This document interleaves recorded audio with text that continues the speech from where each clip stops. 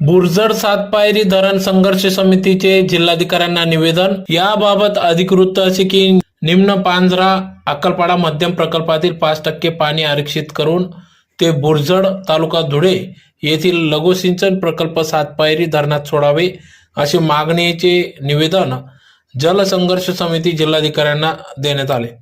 या संदर्भात दिलेल्या सदर निवेदनात म्हटले आहे की धुळे तालुक्यातील बुरजड, वडणे, नंदाने, सायने हे गाव नेहमीच दुष्काळाशी सामना करतात, नेहमी अवर्षणग्रस्त असतात। 2023-24 या वर्षात भयावह दुष्काळाची परिस्थिती सामना करावा लागत असून यामुळे संबंधित गावांचा पिण्याचा पाण्याचा प्रश्न उपस्थित झाला असून परिसरातील ग्रामस्थ बुरजड लघु प्रकल्प सातपायरी याच्यावर अवलंबून आहेत। प्रत्यक्षात या धरणाला कोणत्याही प्रकल्पाचा जलस्रोत नाही, केवळ नैसर्गिक जलस्रोताच्या आधारावरच या गावाचा पिण्याचा पाण्याचा